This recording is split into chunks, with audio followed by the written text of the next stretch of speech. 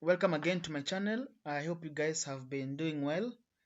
Till now, I know for those who have been watching the first, second, and third episode are quite aware of what we have been discussing. We have been tackling antibiotics, and we began by looking at the bacteria itself, the physiology and the anatomical structure of the bacteria, and how the bacteria functions, and the major category in terms of gram-negative and gram-positive bacteria.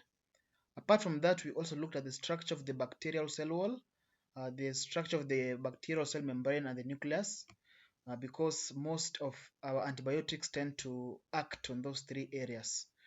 When we began our class, we began by understanding the whole concept of a bacteria, and then we looked at some of the antibiotics that work on the cell wall. We looked those that work directly on the cell wall, the likes of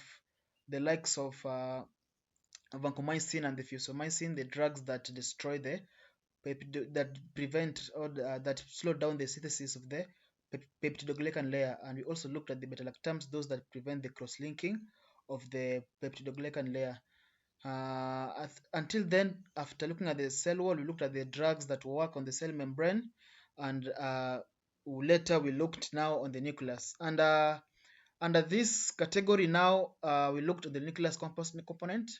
Just like humans, the bacteria also contain the DNA, the RNAs, and they also manufacture proteins, which are very essential for the growth of the bacteria. So there are some drugs that tend to work on those areas by interfering with the manufacture of the DNA, trying to interfere with the process of making the proteins, and also interfering with the mRNAs. So we're going to look on some of we began last time by looking at those drugs that work by interfering with the folic acid pathway, and here we looked at those that first we looked at this process, the folic acid pathway process, which is very essential. In this diagram, as you can see, we looked on how the bacteria manufactures its own DNA, and by beginning by PABA, para-aminobenzoic acid, and the process that are involved. The first step, whereby an enzyme called dihydroteroid synthase tries to convert the PABA into dihydroteroid, and later the dihydrofolate synthase that tries to later convert it into dihydrofolate, and later the hydrofolate is converted into tetrahydrofolate, which now is used to make the purines and the thymidylate. I also looked at some of the drugs that work on the first step, the sulfonamides, and we narrowed down to sulfamethoxazole. We looked at some of the indications and also the side effects. The indications are in blue, the side effects are in red. We looked at the trimethoprim, and later we looked on how they are used as fixed dose combination, the cotrimoxazole, a combination of sulfamethoxazole and the trimethoprim. So today I'm going to look on our next step, still on the nuclear components. We finished on the drugs. We finished looking on the drugs that work by interference with the folic acid pathway. So today we are going to look on the drugs that, number one, interfere with the DNA integrity.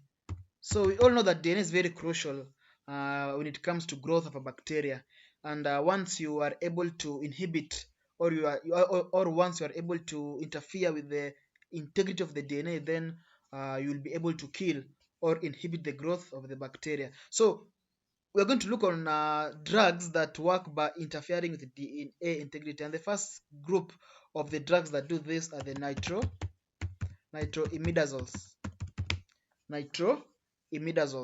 Yeah, and I'm going to narrow down the two which are very common. Here we have got the metronidazole. I'm very certain you guys have come across Flagyl. So Flagyl, the scientific name of Flagyl is the metronidazole, and you have another one called tinidazole that you may have come across.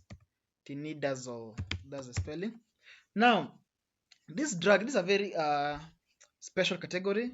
Remember, under this category, we are looking at drugs that interfere with the DNA integrity, and the first classification here are the nitroimidazoles. The two drugs here are the metronidazoles, or the Flagyl, and the tinidazole. Now, the drugs under this category, they work how? How do they work? They have got a nitro group.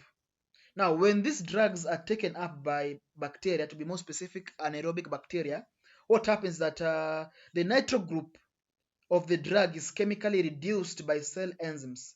And once that happens, this reduction reaction creates a highly cytotoxic compounds, which you can refer to free radicals that directly damage the DNA.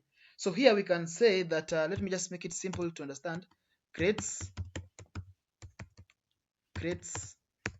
I can say creates free radicals that damage DNA. I think that is simple to understand, yeah.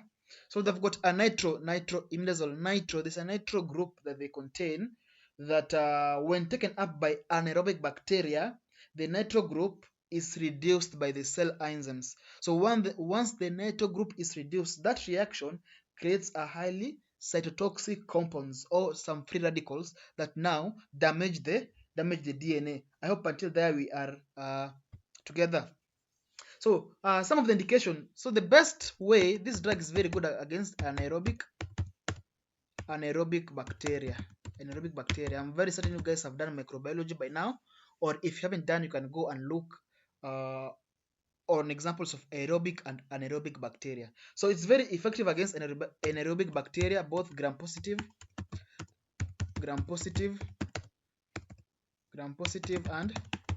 and gram negative. Is very much effective when it comes to dealing with gram positive and gram negative bacteria.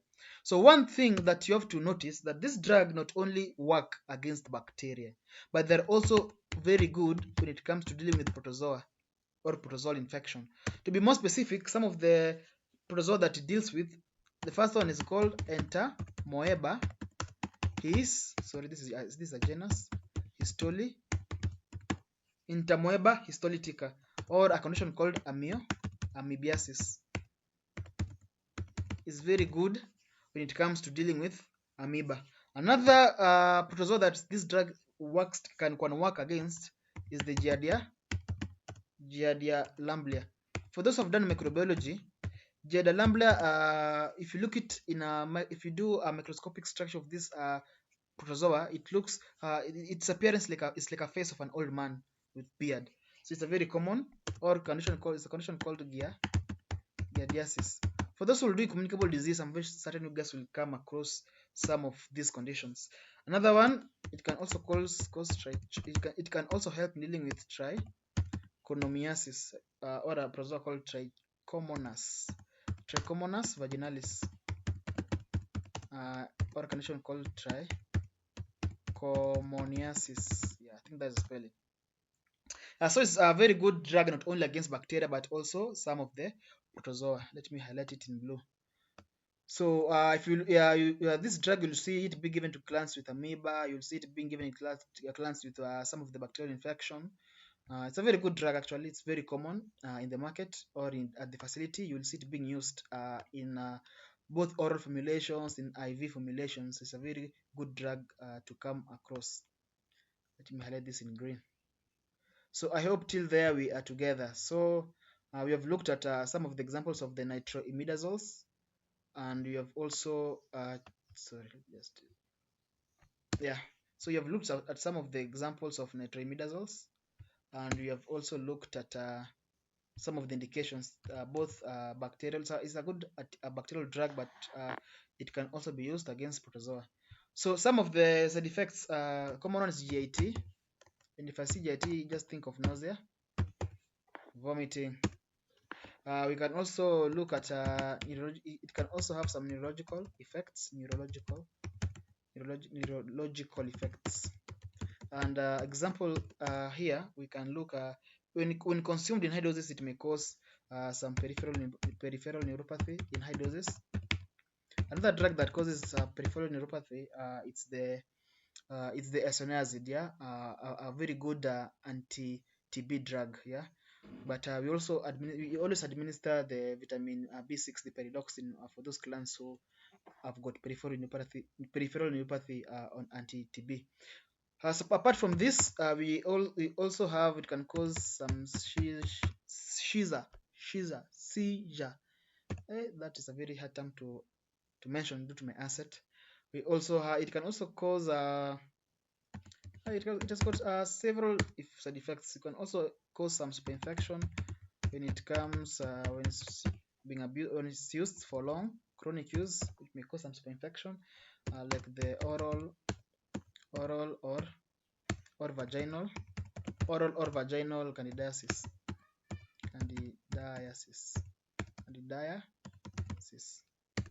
Another thing, we also said there's something called the sulfuram reaction. The sulfuram like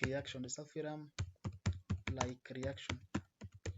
So this, we always tell the clans that are under metronidazole or flagyl to avoid alcohol consumption, or avoid giving it in those clans who have alcohol consumption, because it may cause a disulfiram like reaction. As you can see here, when used with alcohol,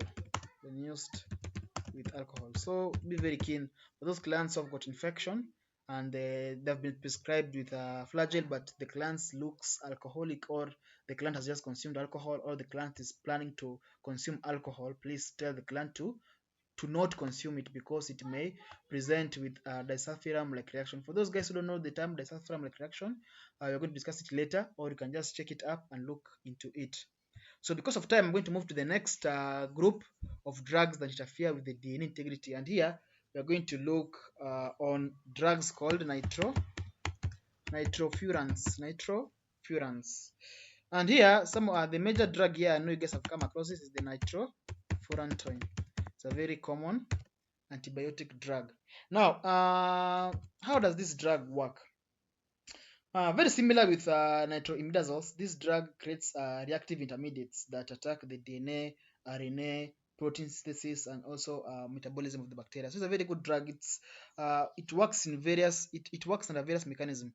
Let me just make it easier for you to understand. Let me just write a brief explanation here. So this drug creates a reactive. It creates a reactive intermediates that attack the DNA, also attacks the RNA. It also interferes with protein synthesis. But there's a group of drugs that really focus on this protein synthesis that I'm going to look on later. And also it may also interfere with the metabolism within the bacteria. So it's a very good drug. It has got a very wide mechanism on how it works.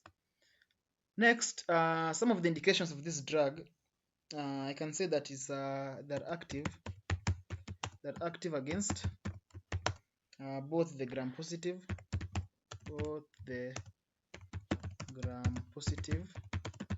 and gram negative. Yeah, the likes of E. coli and the rest. But I want to write up one of the primary indications this category. There's a drug called Nitrofurantoin. So here I can add Nitrofurantoin. One of the major indications is that it's very effective in bladder infections, UTI. Yeah, it's very good when it comes to dealing with UTI. In many scenarios, you see it especially when maybe a client has UTI and it tends to be from a blood infection. This drug Nitrofurantoin tends to do magic.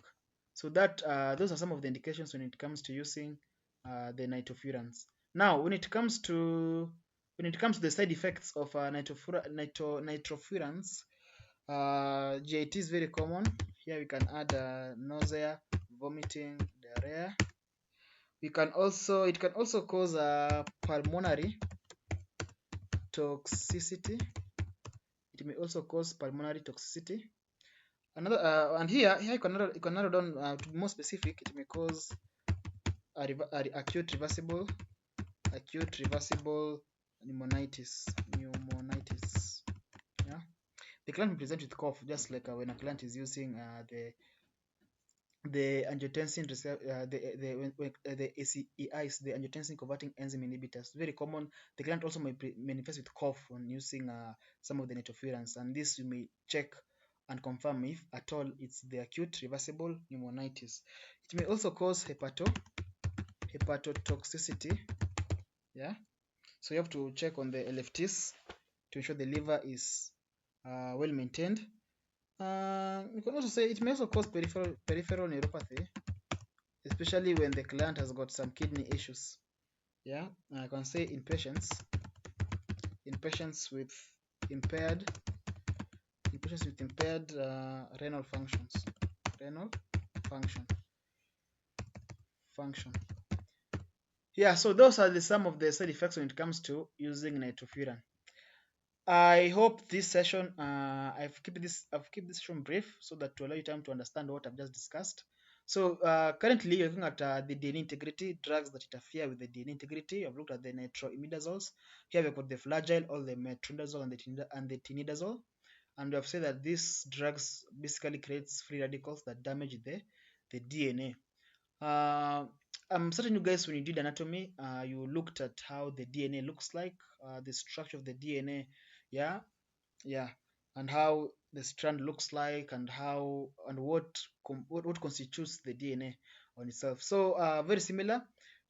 These drugs, what they tend to do is that they target the DNA of the bacteria, and once they do that, the bacteria it will affect the growth of the bacteria, and it may also kill the bacteria. You have looked also on some of the indications for metronidazole. It can be used both as an antibiotic and also as an anti-protozoa, yeah, when it comes to dealing with amoeba, the gardiasis, the trichomoniasis, yeah, you have to check on that. In the side effects, when it comes to using the flagyl or the metronidazole, the client should not consume alcohol, or when the client has consumed alcohol, try to avoid administering the drugs. But it can also cause the GIT effects. It can also cause the neurological defects, especially when there's a toxicity that happens with the drug. Lastly, I've looked at the nitrofurans, specifically the nitrofurantoin, a very good drug. Sorry, this should be in blue. Nitrofurantoin is a very good drug, but one of the indications is a very good drug when it comes to bladder infections. So you have to know that's one of the major indications when it comes to using the nitrofurantoin. Yeah. Uh, until there, I believe you guys had an interesting session. This was the fourth episode on antibiotics. So we are going to continue. I believe we've got 2 more episodes. We will interact after finishing the episode 6. I believe we will have some of the case scenarios, some of the questions to tackle, and even some of the pharmacological questions that come in exam, and just to refresh our knowledge on what you have discussed. And I believe after this antibiotic series, if you're a student, you will be able to understand some of the antibiotics that are commonly used. If you're a healthcare worker, a nurse, a clinical physician, just remind ourselves on some of the antibiotics that we are using at our facilities, on the side effects that may come by using these drugs, and some of the indications that we look into when using this drug. Thank you for the session. If you are new to the channel, please support us by clicking the like button, and subscribing.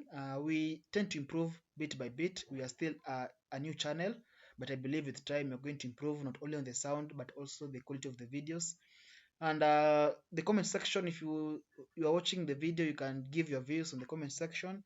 You can post some of the topics that you want us to discuss, medical topics to be more specific.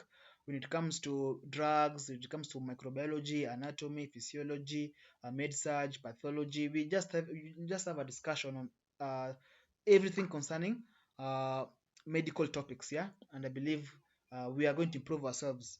In future we'll have maybe a discussion, a live stream discussion whereby you can discuss further on some of these topics. Thank you for watching. I appreciate you so much. Uh, don't forget to subscribe button, share the video, and yeah, hope I have a